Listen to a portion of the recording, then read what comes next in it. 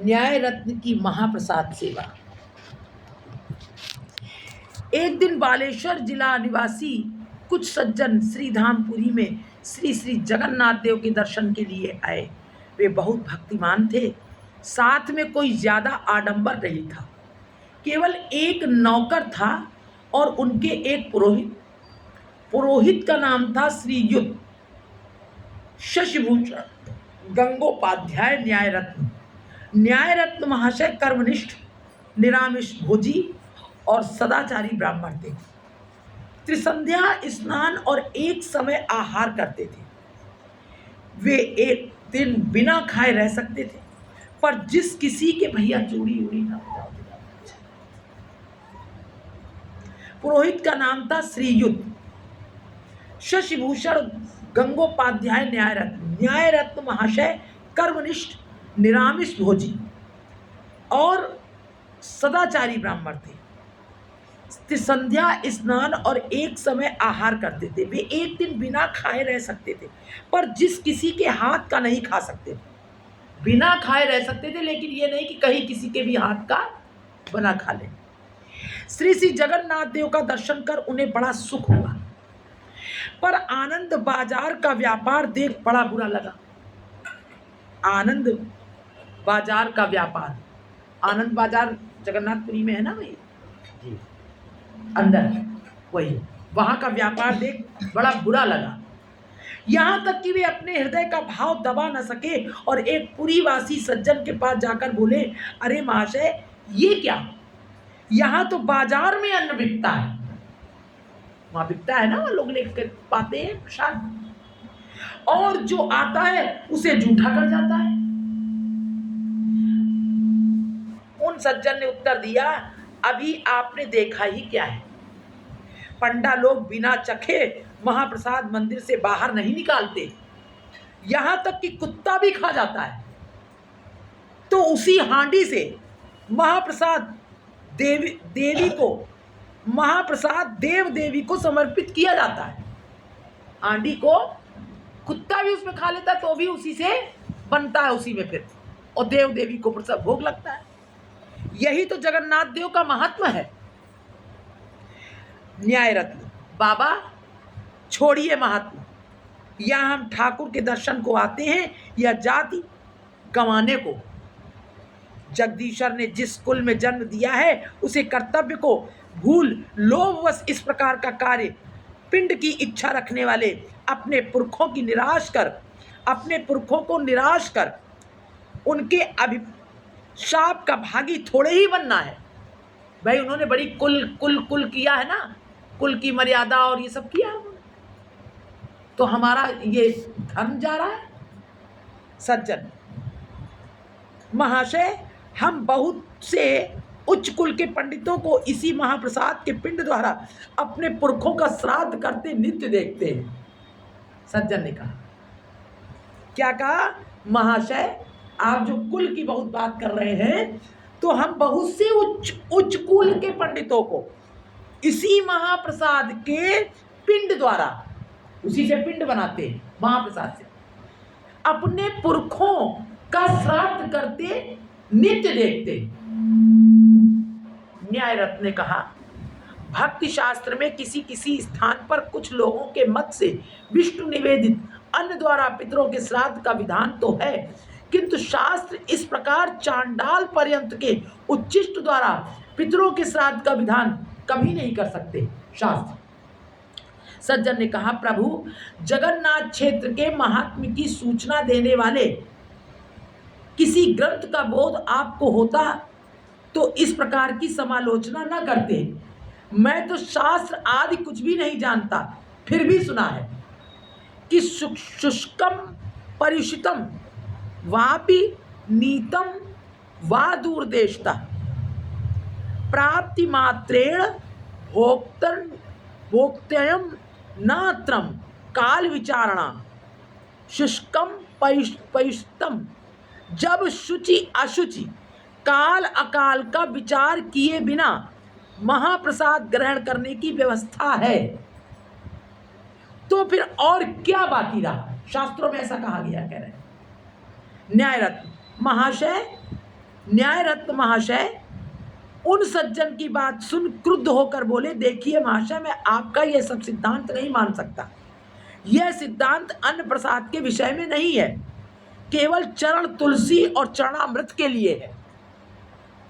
घोर कलयुग में इस प्रकार अपने अपने मतों की स्थापना करने के लिए शास्त्रों का एक देशीय अर्थ ग्रहण करने से ही धर्म का लोप हो गया है। एक देशीय यानी एक कोई मत वाले उस धर्म को अपना लेते हैं और उस शास्त्र की बात को कह देते हैं और उसी को बस कहते, यही नियम है शास्त्रों का। इसीलिए यह दुर्व्यवस्था फैली है। इतना कहे न्याय रत्न महाशय द्रुत गति से अपने निवास स्थान पर पहुंच यजमानों से कहने लगे, देखो, क्या तुम साधारण लोगों की जूठन मंदिर का महाप्रसाद ही मंगवाओगे या घर पर कोई व्यवस्था करोगे? मैं जो देख आया हूं उसे देखकर अब मैं महाप्रसाद ग्रहण नहीं करूंगा। वे लोग न्याय रत्न महाशय की सदाचारिता जानते थे। उन्होंने चिंतित होते हुए कहा, आपके लिए पंडे को बुलाकर अलग से भोग की व्यवस्था करा देंगे। उन्होंने कहा, आपके लिए पंडे को बुला करके वो अलग से भोग की व्यवस्था करा देंगे। न्याय रत्न, नहीं, उन सब पंडे पुजारियों पर मेरा विश्वास नहीं है। मैंने उन लोगों के बारे में जितना सुना है उसके बाद और कुछ शेष नहीं रहता। मैं कुछ फल और दूध लेकर रह लूँगा। वे लोग बहुत कुछ तर्क वितर्क करके भी न्याय रत्न महाशय को प्रसाद लेने पर राजी न कर पाए, तो उनके लिए कुछ फल, मिठाई और दूध की व्यवस्था कर दी। 3 दिन बीत गए, न्याय रत्न महाशय ने अन्न छुआ भी नहीं। चौथे दिन अपराह्न में उन लोगों ने घर वापस जाने का निश्चय किया। न्याय रत्न महाशय नित्य कर्म से निवृत्त हो श्री मंदिर में श्री जगन्नाथ जी के दर्शन के लिए गए तो देखा कि जगन्मोहन संकीर्तन हो रहा है। जगमोहन संकीर्तन हो रहा है। संकीर्तन के नेता बाबा जी महाशय की कंठ ध्वनि सुन न्याय रत्न महाशय का मन आकर्षित हुआ। वे मंत्र मुग्ध की तरह खड़े होकर कीर्तन सुनने लगे। यहाँ तक कि सदाचारी न्याय रत्न महाशय के विधि विधान का बांध तोड़ उनके नेत्रों से 2-1 बूंद आंसू टपक पड़े। थोड़ी देर बाद पास में खड़े किसी व्यक्ति से संकीर्तन दल के नेता दीर्घाकार पुरुष का परिचय पूछा तो वो बोला, इन्हें सब लोग बड़े बाबा जी कहते हैं, ये झान पीटा मठ में रहते हैं। न्याय रत्न, मुझे कुछ बातें पूछनी है, क्या ये उनका उत्तर देंगे? सज्जन ने कहा, खुशी से पूछिए। ये बड़े निराभिमानी हैं। इनसे कोई बालक भी कुछ पूछता है तो उसे तब तक समझाते हैं जब तक वो समझ नहीं जाता। कोई बालक भी अगर पूछता है, बिल्कुल निराभिमानी है। न्याय रत्न ने कहा, इनसे कब बातचीत की जाए? सज्जन ने कहा, कुछ समय प्रतीक्षा कीजिए, कीर्तन समाप्त होने पर यहीं बैठेंगे, उस समय जो चाहे पूछ लीजिएगा। सज्जन की बात सुन न्याय रत्न महाशय विशेष आश्वस्त भाव से कीर्तन सुनने लगे। लगभग 1.5 पैर तक संकीर्तन करने के बाद बाबा जी महाशय के बैठ जाने पर न्याय रत्न महाशय उनके समीप पहुंचे। बाबा जी महाशय ने उनका परिचय पूछा। उन्होंने अपना परिचय देने के बाद पूछा, बाबा, महाप्रसाद किसे कहते हैं? अब जब बाबा बैठे तो अब वो आकर के उनसे पूछ रहे हैं, बाबा, महाप्रसाद किसे कहते हैं? क्या केवल अन्न को ही महाप्रसाद कहते हैं, दूसरी वस्तुओं को नहीं? बाबा जी ने कहा, आप अनेक शास्त्रों के पंडित हैं, मैं सिद्धांत क्या जानूं, पर गुरुदेव से सुना है श्री कृष्ण निवेदित जो कुछ हईवे महाप्रसाद ज्ञाने ताहा ग्रहण करिए। श्री कृष्ण निवेदित जा कछु, जो भी निवेदित कर जो दिया, कुछ भी आपने निवेदित कर दिया, जो कुछ, सब महाप्रसाद, वो सब महाप्रसाद हो गया। स्पर्श दोषे कृष्ण प्रसाद नष्ट नहीं है। किसी भी स्पर्श से वो नष्ट नहीं होता, नष्ट नहीं हो सकता, चिन्मय है, चिन्मय। नष्ट दोष घटाइले नरक निश्चय। अगर जो मन में सोचेगा ये नष्ट हो गया, ये नष्ट हो गया, तो उसको नरक कामी होना पड़ेगा। नरक कामी कुकुराणाम मोखाद भ्रष्टम तदन्मम पावनम महत् शुष्कम परिष्टम वापिनीतम वा दूरदेशा प्राप्ति मात्रेण भोक्तव्यम नात्र काल विचारणा। काल का विचार नहीं है, अगर कुक्कुर भी अगर उसको कुक्कुर पा लेता है तो भी उस पात्र में उसी बचे हुए अवशिष्ट को पा लेना चाहिए, ये बताएं। ऐसी दिशा, ये है भगवान के महाप्रसाद का बात। दृष्टांत स्वरूप एक कथा सुनिए। एक दिन देवर्षि नारद ने बैकुंठ जाकर देखा कि बैकुंठनाथ नारायण भोजन करने बैठे हैं। श्री लक्ष्मी देवी पंखा कर रही है। नारद मन ही मन सोचने लगे कि आज बड़े समय से आए, यदि देवी प्रसन्न होकर मुझे एक कण अधरामृत प्रदान कर दें तो धन्य हो जाऊं। भगवान की सेवा समाप्त हो जाने पर नारद लक्ष्मी देवी की स्तुति करने लगे। स्तुति से तुष्ट हो लक्ष्मी देवी ने नारद से वर मांगने के लिए कहा, तो ये बोले, माँ मैं और कुछ नहीं चाहता, मुझे भगवान के अधरामृत का एक कण प्रदान कर दे तो मेरी मनोकामना पूर्ण हो जाए। यह सुन लक्ष्मी देवी ने प्रसन्न हो नारद जी को थोड़ा अधरामृत दिया। नारद उसे पाकर प्रेम से उन्मत्त हो नृत्य करने लगे। आठों सात्विक विकार उनके अंगों को आभूषित करने लगे। अव्याहत गत से नृत्य करते करते वे कैलाश पहुंचे। नारद की परम प्रेममयी अवस्था देख देवादिदेव महादेव पूछने लगे, प्रिय नारद, तुम्हें इस प्रकार का प्रेम भाव कहां से प्राप्त हुआ? नारद बोले, गुरुदेव, आज आपकी कृपा से मैंने परम पदार्थ लाभ किया है, परम पदार्थ लाभ किया है। आज मेरी बहुत दिनों की आशा पूर्ण हुई है। श्री बैकुंठ धाम पहुंचकर मैंने देखा कि बैकुंठनाथ भोजन कर रहे हैं, श्री लक्ष्मी देवी पंखा जल रही है। कुछ समय बाद भगवान का आचमन हुआ। थोड़ा भगवत अधरामृत पाने के लिए मैंने लक्ष्मी देवी की स्तुति की। उन्होंने प्रसन्न हो मेरी अभिलषित वस्तु प्रदान कर बहुत दिनों की साध पूरी की। जो मैं चाहता था कि भगवान का मुझे शीत प्रसाद मिल जाए, तो मुझे प्रदान हुआ। प्रभु, और क्या कहूं, यदि संसार में कोई वस्तु प्राप्त करने योग्य है या अमृत नाम की कोई वस्तु है तो वो भगवत अधरामृत है। आहा, मैंने ऐसे अपूर्व पदार्थ का अभी आस्वादन नहीं किया। प्रभु, और क्या कहूं, यदि संसार में कोई वस्तु प्राप्त करने योग्य है या अमृत नाम की कोई वस्तु है तो वो भगवत अधरामृत है। मैंने ऐसे अपूर्व पदार्थ का कभी आस्वादन नहीं किया। भोलानाथ नारद पर क्रोध करते हुए बोले, नारद, यही क्या तुम्हारी गुरु भक्ति है? यही क्या तुम्हारी कृतज्ञता है? इस प्रकार की अपूर्व वस्तुते से मुझे वंचित कर अकेले ही उसका उपभोग कर लिया, अकेले ही। नारद डरते डरते बोले, गुरु, मैंने प्रकृति से ही अकृतज्ञ हूं, मैं प्रकृति से ही अकृतज्ञ हूं। श्री गुरु समर्पित जीव को जो कुछ भी मिले उसे यदि वह श्री गुरु को अर्पित ना करे तो घोर प्रवंचक और अपराधी होता है। कह रहे, श्री गुरु समर्पित जीव को, जो गुरु में समर्पित है, जो गुरु के आश्रित है, और फिर गुरु से अलग होकर के कुछ भी करता है, कह रहे कुछ भी मिले,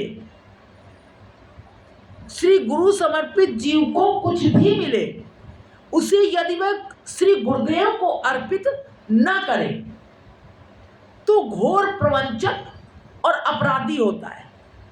प्रभु, मैं प्राप्त करते ही लोभ परवश हो हिताहित ज्ञान से शून्य हो गया। मुझे जैसे ही प्राप्त हुआ तो मैं लोभ में आ गया और हित अहित से मैं शून्य हो गया।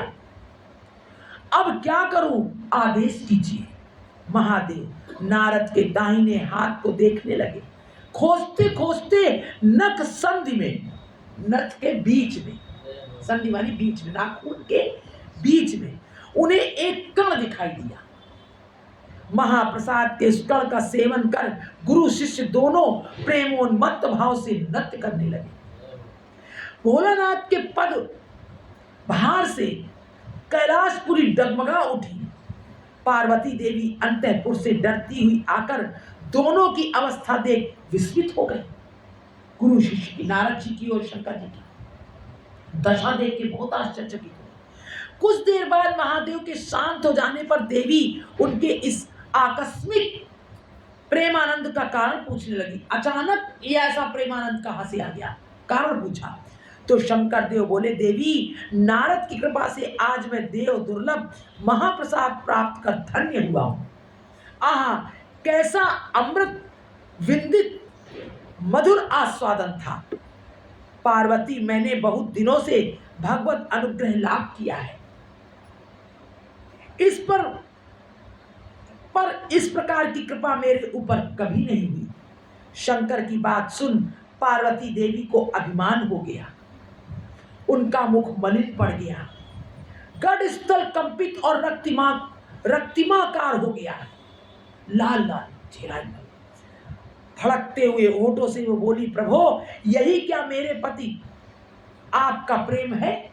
यही क्या ऐदुक प्रेम का लक्षण है? प्राय सदा ही आप मुझे अर्धांगिनी कहते हैं, क्या यही उसका प्रमाण है? अच्छा, मैं ये प्रतिज्ञा करती हूं कि आपने मुझे वंचित कर जो महाप्रसाद पाया है वही मैं आपको छोड़ चांडाल सभी व्यक्तियों को समान रूप से बांटूंगी।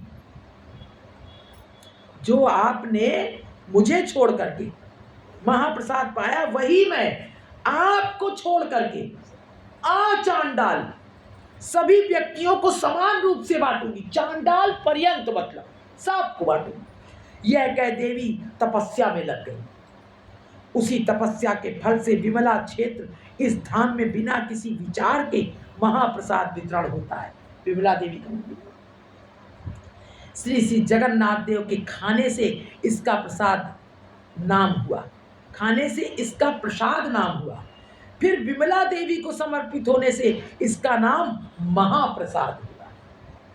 विमला देवी के दर्शन जरूर करने होते हैं। विमला देवी वही है ना, जगन्नाथ जी करिए फिर हाँ। विमला देवी जाइए। यह महाप्रसाद जितना नीच गामी होगा, यह महाप्रसाद जितना नीच गामी होगा, बहुत सुंदर शब्द है। हाँ। जितना नीच गामी होगा, नीच गामी ना ना ना, नीच गामी उतना ही एक एक महत् शब्द उसके आगे जुड़ जाएगा। मतलब बढ़ती जाएगी। जब जितना ही अपने को नीचा उतनी ही उसकी महिमा बढ़ेगी ऊपर। नीच गामी दास गोसाई ने जो पाया था, पत्थरों की सरानों में गाय भी जिसको सड़े हुए अन्न को नहीं पाती थी, गाय भी छोड़ देती थी, और वो वहां पर पत्थरों की सरान के बीच में जाकर के हफ्ते 10 दिन का सड़ा हुआ भुना हुआ एकदम बिल्कुल बेकार, उसको जो है निकाल के पत्थरों के बीच से और उसको लेकर के धो करके और फिर पाते थे। वही तो महाप्रभु जी ने पाया है आकर के। एक एक महत् शब्द उसके आगे जुड़ जाएगा। यह किसी प्रकार भी अपवित्र नहीं होता। आप यह दुखी ना हो तो मैं आपसे कुछ पूछना चाहता हूं। बाबा ने कहा, न्याय रत्न बाबा, न्याय रत्न बाबा, मैं आज 3 दिनों से यहाँ रह रहा हूं, किंतु मन को शांति नहीं। जाने ईश्वर की क्या मर्जी है। आज आपको देखते ही मन में धारणा हो गई कि आपके द्वारा ही शांति मिलेगी। और तो क्या कहूं, आपके मुख से कीर्तन सुनते ही मेरे हृदय का भाव परिवर्तित होने लगा। आज मेरे हृदय में कुछ एक अभाव जैसा लग रहा है। आप जो चाहे पूछिए बाबा जी। अच्छा, श्री विग्रह के विषय में आपकी क्या धारणा है? उन्होंने कहा, बाबा मैं अशांत था अभी तक, लेकिन आपको देखते ही मुझे अब लग रहा है कि मुझे आपसे शांति मिल जाएगी। तो आप, मेरा हृदय परिवर्तित हो रहा है। आज मेरे हृदय में कुछ एक अभाव जैसा लग रहा है। आप जो चाहें वो पूछिए मुझसे। ये देखिए, ये कीर्तन सुन के उनकी दशा हुई है। उनकी दशा। अब जो उन्होंने अभाव कहा है ना, हाँ। ये अभाव उनके मन में क्या जगा? उनके मन में भगवत अभाव जग चुका है कीर्तन सुन के। ये पहली क्रिया हो चुकी। बाबा जी महाराज का कीर्तन सुन, हाँ, अभाव जगा तो मतलब ठाकुर की विरह स्मृति उनके अंदर जागृत हो गई। तो बाबा जी, अच्छा, श्री विग्रह के विषय में आपकी क्या धारणा है? न्याय रत्न, श्री विग्रह और तत्स्वरूप अभिन्न है। सच्चिदानंद तनु भगवत स्वरूप में अंगा अंगी भेद नहीं है। श्री मूर्ति के साक्षात्कार में भगवत साक्षात्कार न करने से पुनर्जन्म होता है। श्री मूर्ति दो प्रकार की होती है, लेख और लेप्य। बाह्य और अभ्यंतर भेद से लेख्य मूर्ति दो प्रकार की होती है, लेप्य 4 प्रकार की होती है, मनोमयी, मणिमयी, दारुमयी और मृणमयी। एक तो मनोमयी, मन में, और मणिमयी, मणियों से बनी हुई, और दारुमयी, लकड़ी की बनी हुई, और मृणमयी, मृत्तिका की बनी हुई। ये मनोमयी जो कही गई है, तो भजन राज्य में जो इष्ट होता है उसको हर समय उसकी एक मनोमयी मूर्ति हृदय में अवस्थित रहती है हर समय, और जब भी चिंतन होगा उसी मूर्ति का चिंतन होता है। मनोमयी, हाँ, मनोमयी मूर्ति। और यही मूर्ति जो है ये जब जागृत हो जाती है भजन से, वो मनोमयी मूर्ति जागृत हो जाती है और लीला करने लगती है। वही इनमें से प्रत्येक मूर्ति के स्वरूप को ध्यान में रखना पड़ता है। बाबा जी, जगन्नाथ देव का आप कौन सा स्वरूप मानते हैं?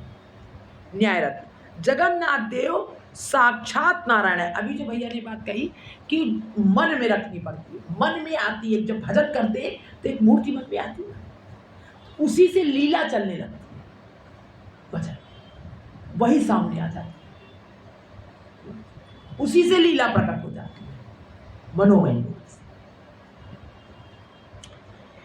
बाबा इनका अच्छा, यदि कोई साक्षात, हाँ, उनका नारायण जगन्नाथ देव साक्षात नारायण है, इस सिद्धांत का खंडन करने की सामर्थ्य किसी में नहीं है। जगन्नाथ के विषय में बताया मैंने, न्यायरत्न कह रहे हैं कि जगन्नाथ देव साक्षात नारायण है, इस सिद्धांत का खंडन करने की सामर्थ्य किसी में नहीं है। बाबा जी ने कहा, अच्छा, यदि कोई साक्षात नारायण का भुक्ता विशेष स्पर्श करे तो क्या वो अपवित्र हो जाएगा? साक्षात नारायण का पाया हुआ, बचा हुआ अगर पाए तो क्या वो अपवित्र हो जाएगा? या उक्त महाप्रसाद में किसी दूसरे के द्वारा भुक्त होने के बाद उस व्यक्ति के अदर का गुण उसमें संचारित हो जाएगा, या भगवत अदर का गुण ही रहेगा? यानी किसी ने पाया तो क्या वो जो अस्तित्व था, जो भगवान के जो अधरामृत का, क्या उसके पाने से उसमें कुछ अवगुण आ जाएंगे जो दूसरे ने पाया? न्यायरत्न, होगा। न्यायरत्न महाशय का मन इस बार न जाने कैसा हो गया। बोले, आपको बड़ा कष्ट हुआ, अब चलिए आपके निवास स्थान को चले। ये वही कहना चाह रहे हैं, हाँ, कि अगर कोई नीच, जो कहा जितना नीच गामी होता जाएगा वो उतना ही उसकी महिमा बढ़ती है। अब जैसे कोई कुकुर उसको पाले थोड़ा सा, तो क्या बताइए, साफ साफ बात यही कह रहे हैं कि कोई कुकुर उसको स्पर्श करे, पाए, तो उसके बाद वो क्या महाप्रसाद है कि नहीं है, या वो बेकार हो गया, या वो अब स्पर्श छूने योग्य भी नहीं, छूने योग्य भी अब ये मन में सब लोग विचार कर ले अपने। ये बहुत बड़ी बात है। बात क्या है, इस राज्य में जो वस्तु चिन्मय है वो चिन्मय है, किसी के भी छूने से जो छुएगा वो तो चिन्मय वो भी हो जाएगा, लेकिन जो छू रहा है और नीच है, किसी भी कारण से है, उसका कोई प्रभाव चिन्मय वस्तु पर नहीं पड़ेगा। सिद्धांत यही है, यही सिद्धांत है। और महाप्रसाद की तो यह महिमा कही गई कि जितना नीचे से नीचे उसकी गति होती जाएगी वो उतना ही उसकी महिमा बढ़ती जाएगी। तो इस बात को हृदय में धारण रखना है। जो घर में ठाकुर जी को भोग लग रहा है वो भी वही महाप्रसाद ही है। इस बुद्धि से ही जब घर में पाएंगे उसको, तब उसकी महिमा जानेंगे। तो कहा कि जिस स्थान पर वैष्णव द्वारा महाप्रसाद सेवा होती थी, न्यायरत्न महाशय का मन इस बार न जाने कैसा हो गया। बोले, आपको बड़ा कष्ट हुआ, अब चलिए आपके निवास स्थान को चले। बाबा जी महाशय बड़े आग्रह से न्यायरत्न महाशय को साथ ले कीर्तन करते करते झानपीठा मठ गए। मठ में श्री श्री राधाकांत देव और दूसरी मूर्तियों के दर्शन से न्यायरत्न महाशय बड़े प्रसन्न हुए। जिस स्थान पर वैष्णव द्वारा महाप्रसाद सेवा होती या उसी पंगत घर में सब बैठ गए। फिर महाप्रसाद के संबंध में बातचीत आरंभ हुई। न्यायरत्न महाशय, बाबा आपने जो शुष्कम परिपितम वापि प्रमाण दिया था वो क्या अन्न महाप्रसाद के विषय में है? मैं तो समझता था कि वो चरणामृत और चरण तुलसी के विषय में है। बाबा जी, अच्छा, इसे तो चरणामृत और चरण तुलसी के विषय में मान लीजिए, किंतु कुक्कुराणाम मुखाद भ्रष्टम तदन्नम पावनम महतम, न देश नियमस्त्र न काल नियमस्तथा प्राप्तम अन्नम धृतुम शिष्ट भोक्तव्यम हरिव्रती इत्यादि प्रमाणों में जो अन्न शब्द का साफ साफ उल्लेख है, उससे मन में किसी संदेह के रहने की गुंजाइश नहीं रहती। और भी देखिए, भगवान के अधरामृत में ही यदि स्पर्श दोष रह जाए तो उनकी भगवत्ता कहाँ रही? सिद्धांत विपरीत हो जाएगा। भगवान के अधरामृत में ही यदि स्पर्श दोष रह जाए, किसी दूसरे का स्पर्श होना जाए, तो उनकी भगवत्ता कहाँ रही? मैं जिसे ईश्वर बुद्धि से पूजता हूँ या जिसको भोग लगाता हूँ, उसमें यदि मेरा ही विश्वास ना हो तो दूसरे का क्या होगा? महाप्रसादे गोविंदे नाम ब्राह्मणी वैष्णवे स्वल्प पुण्यवताम राजन विश्वासो नैव जायते। भक्तों ने जोर देकर कहा, हे भगवान, यद्यप तुम्हारी माया दुरदया है, फिर भी उच्चिष्ट भोजनी दासास्त मायाम जयमयी। भगवत अधरामृत की जब इतनी महिमा है तो वो सामान्य स्पर्श मात्र से ही दूषित हो जाएगा। आप पंडित हैं, मैं आपको और क्या समझाऊं? आप स्वयं सोच विचार कर देख लीजिए क्या उचित है। मैं तो सीधी बात जानता हूं, जब तक अधरामृत और चरणामृत में विश्वास नहीं होता, भगवान में भी नहीं हो सकता। न्याय रत्न महाशय चुपचाप बाबा जी महाशय की बात सुन रहे थे। उनका हृदय द्रवित हो रहा था, नैनों से जल प्रवाहित हो रहा था, प्राणों में अंताप की ज्वाला जल रही थी। बालक की तरह रोते रोते बोल उठे, बाबा, मेरी ये गति होगी, मेरी क्या गति होगी? मैं घोर अविश्वासी और पाखंडी हूँ। मैंने 3 दिन जगन्नाथ धाम में निवास कर उनके दर्शन किए, किंतु उसका कोई भी फल मुझे नहीं मिलेगा, क्योंकि जगन्नाथ देव के महाप्रसाद और उनके सेवक गण के प्रति विद्वेष भाव हृदय में पोषित करता रहा हूँ। इस घोर अपराध से मुक्ति का क्या उपाय है? मेरे हृदय में धू धू कर अंताप की अग्नि जल रही है। मेरे जात्याभिमान को धिक्कार है। जाति का अभिमान, जो मुझे जाति का अभिमान है, वो धिक्कार है। मेरे पांडित्य को धिक्कार है, मेरी नैष्ठिकता को धिक्कार है। हाय, आज तक मैं कितनी भीषण अविद्या से ग्रसित रहा। जातिवाद और ये सब। आप मेरे ज्ञानदाता परम हितैषी गुरु हैं। आप कृपा कर मुझे बताइए कि इस अपराध से उद्धार का क्या मार्ग है? बाबा जी महाशय हाथ जोड़कर बोले, आप सुविज्ञ नैष्ठिक ब्राह्मण हैं। आप ही मेरे लिए गुरु के समान हैं। आप स्थिर होकर श्री श्री जगन्नाथ देव से कहिए, वे परम दयालु हैं। अपने सेवकों की बुराई या उनके अवज्ञा जनित अपराधों को अपने गुणों से क्षमा कर देते हैं। महाप्रसाद की अवज्ञा के लिए श्री विमला देवी से सच्चे मन से क्षमा मांगिए। वे जगदम्बा हैं, संतान के प्रति कभी कठोर नहीं होती। न्यायरत, मैं उनसे और क्या कहूँ? वे आद्या शक्ति महामाया अंतर्यामिनी हैं, मेरे हृदय के सारे भाव जानती। वे आप पामर जन साधारण को महाप्रसाद वितरण करने की प्रतिज्ञा से आबद्ध हैं। मेरे कारण यदि वे अपनी प्रतिज्ञा भंग करना चाहती हैं तो करें। मैं जैसा घोर पाखंडी हूँ, जब तक वे स्वयं ही मुझे महाप्रसाद न देंगी, मैं नहीं समझूंगा कि मेरे अपराधों का मोचन हुआ है। बोलो माता अन्नपूर्णा देवी की जय हो। इसी समय गुरुदास ब्रह्मचारी नामक एक पूर्व देशीय भक्त एक मिठाई का पात्र हाथ में लेकर अत्यंत त्रस्त भाव से बाबा जी महाशय के पास आकर बोले, बाबा, एक स्त्री मेरे हाथ में यह महाप्रसाद देकर बोली, बाबा, तुम शीघ्र यह महाप्रसाद ले जाकर बाबा जी महाशय को दे दो। एक स्त्री आई और ये कहकर मुझे मंदिर से यहाँ भेज दिया। सुनते ही बाबा महाशय पुलकाश्रु कंपान्वित कलेवर से महाप्रसाद हाथ में ले नृत्य करते करते न्याय रत्न महाशय के मुख में एक एक ग्रास देने लगे। न्याय रत्न बोलने की देर थी, हाँ, और विमला देवी ने भेज दिया। एक आयो कहा वो वृद्धा स्त्री वही है, कि उन्होंने प्रतिज्ञा कर ली ना इसी समय, हाँ, कि हमको स्वयं देंगी, तब हम समझेंगे कि हमें माफ किया। सुनते ही बाबा महाशय पुलकाश्रु कंपान्वित कलेवर से महाप्रसाद हाथ में ले नृत्य करते करते न्याय रत्न महाशय के मुख में एक एक ग्रास देने लगे, बाबा खिलाने लगे उनको। न्याय रत्न महाप्रसाद पा प्रेम पूरित हृदय से नाचते नाचते बोल उठे, धन्योस्मि कृतज्ञोस्मि सफलम जीवितम मम। धन्योस्मि कृतकृत्योस्मि फल सफलम जीवितम मम। साधु संग प्रभावेण साध्य प्रक्षीण कल्मष। हा दया में करुणा निधान। धन्योस्मि कृतकृत्योस्मि, धन्य हूँ मैं, कृतकृत्य हो गया मैं। सफलम जीवितम, मेरा जीवन सफल हो गया।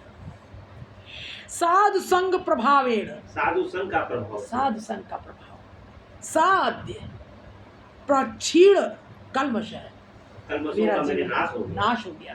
साध्य जितने भी मेरे आज मेरे सारे कल्मशों का नाश हो गया। प्रक्षीण कल्मष। हा दया मैं करुणा निधान, मैं कर्म चांडाल तुम्हारे सेवक और अदनामृत का विद्वेषी हूँ। फिर भी तुम्हारी इतनी दया माँ करुणामयी विमले, तुम्हारे क्षेत्र में आकर मैंने घोर अपराध किया, किंतु तुम्हारी अहेतुकी करुणा के बल से उद्धार पा लिया। माँ संतान के प्रति सदा इसी प्रकार की दया बनाए रखना। कहते कहते उन्मत्त के समान नृत्य करने लगे। उनका शरीर पुलकित था, नैनों का जल वृक्ष स्थल को भिगो रहा था। थोड़ी देर बाद साष्टांग बाबा जी महाशय के चरणों में गिर पड़े। इतनी दृढ़ता से उन्होंने बाबा जी महाशय के चरण पकड़ लिए कि अनेक चेष्टा करने पर भी वे छुड़ा न सके। न्याय रत्न महाशय के मुख से केवल यही शब्द निकल रहे थे, गुरुदेव आपकी कृपा ही मेरे लिए एकमात्र संबल है। आपकी कृपा के रूप में ही मैंने अमूल्य रत्न का लाभ किया है। मैं अनंत काल तक आपके चरणों में कृतज्ञता पास से बंधा रहूंगा। बाबा जी महाशय ने आलिंगन किया। कैसा अपूर्व दृश्य! एक दूसरे के नेत्रों के जल से दोनों सिक्त हो रहे थे, एक दूसरे के कंप से दोनों कंपित हो रहे थे। कैसा अपूर्व मिलन, कैसा सुंदर परिवर्तन! जो नैष्ठिक ब्राह्मण अपनी जात के लोगों के हाथ का खाने में भी परहेज करता था, अपनी जात के भी खाने में परहेज करता था, आज सत्संग के प्रभाव से श्री श्री जगन्नाथ देव के महाप्रसाद को हाथ में ले एक एक व्यक्ति के मुख में दे रहा था और शेष स्वयं ग्रहण कर रहा था। न्याय रत्न महाशय के यजमान उन्हें खोजते खोजते झान पीटा मठ आए तो उनकी अवस्था देख चकित रह गए। न्याय रत्न महाशय यजमानों को देखते ही अस्त व्यस्त भाव से महाप्रसाद हाथ में ले उनके मुख में दे और शेष स्वयं ग्रहण कर साधु गदगद कंठ से बोले, बाबा इन महापुरुष की कृपा से आज मेरा कुसंस्कार दूर हो गया है। आज मैं महाप्रसाद पाकर धन्य हूँ। आज मेरी समझ में आया कि भगवत कृपा की अपेक्षा भगवत भक्त की कृपा अधिक बलवती होती है। भगवत कृपा की अपेक्षा भगवत भक्ति की कृपा अधिक बलवती होती। भाई तुम अपने देश को जाओ, मैं कुछ दिन इन्हीं महापुरुष के साथ रहकर मनुष्य जीवन का वास्तविक कर्तव्य जानकर वापस आऊंगा। यजमान लोगों ने पुरोहित महाशय की बात सुन अत्यंत प्रसन्न हो बाबा जी महाशय तथा दूसरे लोगों को भक्ति भाव से प्रणाम कर अपने देश को प्रस्थान किया। न्याय रत्न महाशय भी मध्याह्न स्नान कर श्री श्री राधा कांत देव का महाप्रसाद सेवन करने बैठे। थोड़ी दूर पर बाबा जी महाशय भी बैठे। महाप्रसाद सेवन करते करते न्याय रत्न महाशय ने बाबा जी महाशय से पूछा, श्री श्री जगन्नाथ देव के महाप्रसाद और श्री राधा कांत देव के महाप्रसाद में कुछ अंतर है क्या? बाबा जी आपकी क्या धारणा है? न्यायरत्न, कृष्ण को निवेदित वस्तु ही यदि महाप्रसाद है जैसा कि शास्त्रों में कहा है, तो इसमें मेरी धारणा के लिए कोई स्थान नहीं रहता। विशेषतः जो लोग कृष्ण मंत्र में दीक्षित हैं, विशेषतः जो लोग कृष्ण मंत्र में दीक्षित हैं, उनके लिए इस प्रकार का प्रश्न ही नहीं उठता। जो कृष्ण मंत्र का से दीक्षित है, उनके लिए तो ये प्रश्न ही नहीं उठता, क्योंकि अपने अपने इष्ट में श्रेष्ठत्व बुद्धि ना होने से निष्ठा होना असंभव है। यह कहकर पहले की तरह महाप्रसाद का एक ग्रास लेकर पास बैठे एक व्यक्ति के मुख में दिया और उसका अवशेष स्वयं पाया बाबा ने। यह कहकर पहले की तरह महाप्रसाद का एक ग्रास लेकर न्यायरत्न ने पास बैठे एक व्यक्ति के मुख में दिया और उसका अवशेष जो बचा वो खुद पा लिया न्यायरत्न ने। न्यायरत्न महाशय का ऐसा अपूर्व भक्ति भाव देख उपस्थित भक्त मंडली गौर हरि बोल, गौर हरि बोल, ताई गौर हरि बोल कह उठी। बाबा जी महाशय भक्तगण से बोले, कृष्ण कृपाए कौन जीवेर श्रद्धा जदि है, वे धर्म लंगी से ही कृष्ण के भजय। कृष्ण कृपाए कौन जीवेर श्रद्धा जदि है, कृष्ण की कृपा से यदि किसी जीव में श्रद्धा का विकास होता है, वेद धर्म लंगी से ही कृष्ण के वेद धर्मों का भी उल्लंघन करता है। आहा कैसी अपूर्व करुणा! ऐसे विशुद्ध हृदय में विशुद्ध तत्व की स्फूर्ति नहीं होगी तो कहाँ होगी। आज इनका सिद्धांत सुन गोपीनाथ आचार्य के साथ सार्वभौम भट्टाचार्य के वार्तालाप की बात याद आती है।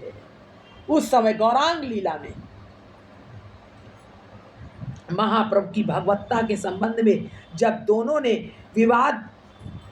वाद विवाद होने लगा तो आचार्य बोले, भट्टाचार्य तुम्हारे ऊपर जब उनकी कृपा होगी तब तुम आप ही यह सिद्धांत करोगे जो न्यायरत्न महाशय साधारण व्यक्ति के विश्वास योग्य वस्तु श्री जगन्नाथ देव के महाप्रसाद के संबंध में भी संदेह बुद्धि रखकर 3 दिन उपवासी रहे थे, वे ही नैष्ठिक ब्रह्मचारी ब्राह्मण आज सभी श्री विक्रय अर्पित अन्न में महाप्रसाद बुद्धि रख उसमें नित्य चिन्मय की स्थापना कर रहे हैं और तदनुकूल आचरण कर रहे हैं। ऐसा विशुद्ध संग पाकर आज मैं अपने आप को धन्य मानता हूँ। न्यायरत्न महाशय कुछ दिनों झांझ पीटा मठ में रह आनंद का उपभोग कर अपने परिवार के विषय आग्रह पर देश लौट गए। बोलो गोविंद भगवान गुरुदेव भगवान की, श्री श्री प्रातः स्मरणीय बड़े बाबा की, आज के आनंद की। कितना सुंदर। कल का प्रसंग है कटक की यात्रा। हरि बहुत सुंदर है। पूरी गीता, पूरी भागवत